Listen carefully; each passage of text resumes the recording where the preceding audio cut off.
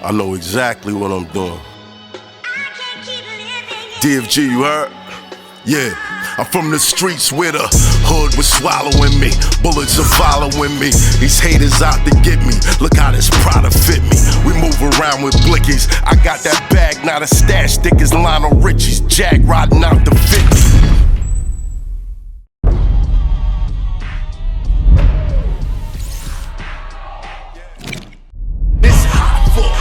Trapper turn smack rapper. Only smack rapper that you know is smack rapper. In my opinion, I wasn't ready to make a record with Jay. I wasn't the rapper's rapper. I wasn't on that level. I would have been a great A&R because I know what that person needs. I know where they need to be. I know how they need to be heard, perceived, seen, presented. Right. And I was great at that, even with Jay. So with Tupac, it's too good. I could do my thing. Right. But on a regular with him, you're gonna kill me. Like I'm not that guy. Right. So I never collab with anybody. Because it's not my thing. I'm not the rapper's rapper. But I'm the greatest helpmeet. Right? I put Jay on the radio. I could do that. I'm great at that. I negotiated Busta Rhymes' solo contract out of Leaders of the New School. And then he got his first car, a 4Runner. I'm good at that. I don't know. In my mind, I had deals. It was easy to get deals because I was in position. Right place, right time. I knew the right people. Easy. I know what they're signing. I know what's on the radio. The radio shit is easy. Right? The shit that's playing in the tunnel and not on the radio, that's hard. If you're not a rapper's rapper, right? The radio, easy. I could make a radio record like this. Bro, my MPC is in the trunk right now with my laptop. So I could do it in your face. I've always been that person. But when a nigga's calling my phone all day, rapping on the phone, on the landline, why you laughing?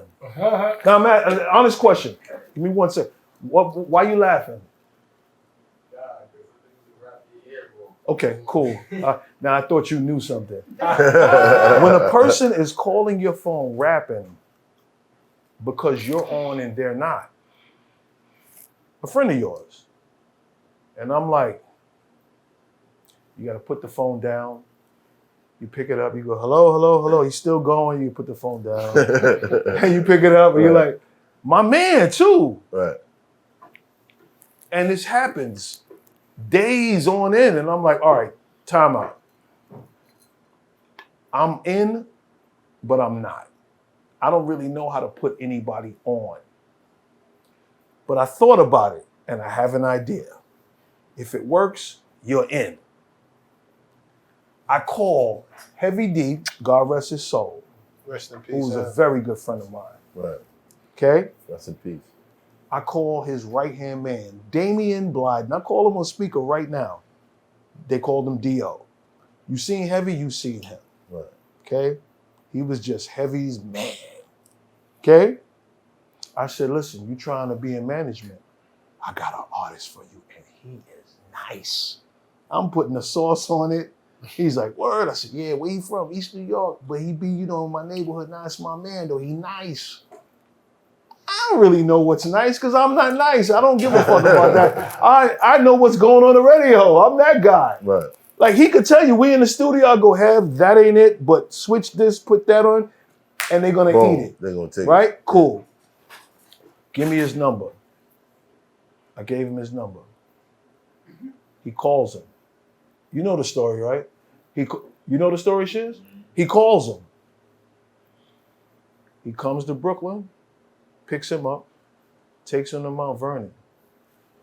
The go-to at the time was the young up-and-coming producer who said he was Hev's cousin and Hev was walking him in, Pete Rock. What is Pete doing at the time? Timing is everything. He's working on Nas's first album. That's how AZ met Nas, nigga. So when this nigga's sitting here in this chair, me meeting Nas was a phone call with the homies. You know, homies be like, yo, I got a man from Brooklyn get busy. Oh, my man from Queens get busy, you know, and we was on the phone and there was a few people on the phone and me and Nas kind of more or less was in the same zone, so we exchanged numbers and we kind of dialogue periodically and then he was in the studio working on Illmatic. And happily, he's like, yo, come to the studio, man. You know what I mean? After a while, because I wasn't trying to get on. You know what I mean? So when I get there, I see him, and I'm like, oh shit, I thought he was like 250 pounds. You know what I mean? The way he pop, you know, the way he dialogue and spit the lyrics. Right. And just being there was good, coming to vibe with him. You know what I mean? He's same height, same weight, same everything. So we kind of connected on that note. And being in the studio, seeing how he kicked it, and I'm there, I think he was working on the last song for Illmatic. And we was in there vibing, and LES put the song on, and I was in my zone. He was like, yo, let me hear that. I'm like, fuck out of here, you wanna hear this? Because I already know, you know, he's loved in the streets. Me, I rap, but it's not, I wasn't going for a deal at the time. Right. And then when I spit it, you know, everybody in the studio was like, yo, that's it. I was like, that's what? They're like, that's it. All right, fuck it, that's it. So I didn't know it was gonna make the album. Still, like, we did it. We speak for about a week, whatever, and he's like, yo, I turned the album, and I was like, oh, okay, yeah. He's like, and Life's a Bitch is on it. So when this nigga's sitting here in this chair, short talking you niggas, with the motherfucking made up story, bro, I don't, listen, if you're a cheerful giver, Right. it doesn't have a string on it. I give you whatever, you don't even have to, but goddamn, nigga, don't make shit up to make yourself look like a glass of ice water with legs. I'm the coolest nigga ever. Nah, bro. My neighborhood was split by gangsters and musicians. So if you know anything about East Flatbush, I'm on 43rd and Lenox Road. Full Force is on 46th and Lenox Road. UTFO is on 49th and Lenox Road. Howie's on Schenectady and Snyder. We were a half and half neighborhood. When Full Force goes on tour, you could go on 46 as a kid in Lenox and see all the tour buses and the limos. If they got, it was like oh shit, I want to be that nigga. Before that, they had flyers taped to the trees. I watched they went to school with my older brothers. Right. But if you've ever done anything for me, that's my story. Right? So when you get on these shows and you like, oh, the homies thought, nah, nigga, that's not what happened, bro. Knock it off. That's not what happened. That's not what happened. So you took AZ to Heavy D. Heavy D's man. To Pete Rock. Look, phone call and take nobody nowhere. I used to get up in the morning in Brooklyn, drive all the way to Hev's house every morning, and we'd be in his parents' basement. Me, him, the Young Guns, and a nigga named Brian that still works for the Yankees to this day, and we'd be doing push-ups all day, hours. The hustler, the big drug dealer for Mount Vernon, his name was Tootie. He died. After we do that, we're on 5th Street or wherever the fuck it was. He had a gambling spot. And we're there.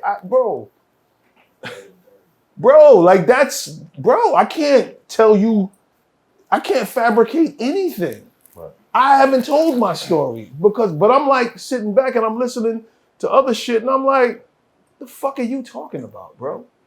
Like, what are you talking about? So East Flatbush, he had a cousin named Tutu from my neighborhood, right? And he used to come spend summers in my neighborhood with him. That's how I know him. I call my man Puma right now on the phone. Buster knows too. Bro, the fuck are you talking about, bro? Where did you get this fucking story from, you crab? Like, I hate shit like that. You're not tough. You ain't no street nigga. You ain't no gangster. Whoa. But you understand what I'm saying? I get what you're saying. Listen, bro. Listen. Speak on it, God. Speak on it. Listen. You couldn't speak to me back then. You know why? Because the me making records, that wasn't me. The circle that I was in, man, you couldn't talk to. You couldn't even come around. This kid grew up on my block. Okay? I've known his family before he was alive. I've known his mother longer than he's known his mother before she passed. Bro, you can't fake my neighborhood. Bro, some ugly shit came out of this neighborhood. LL does interviews. And he mentions... They said money changed niggas. If you a real nigga, ain't gonna change much about you. But it will bring some snakes around you. Pray for counsel when you find out what that cake amount to. Let's go. Lord, I'm so thankful for your blessing. I ain't stressing cause I'm focused on the cash route. Say he's still working overtime, but I pay him no mind, and that's probably what he mad about. I be hopping on planes, touching clouds while these haters and these thirsty ass bitches trying to grab clout. Praying to you please keep the police off me if I ever gotta take one of they ass out.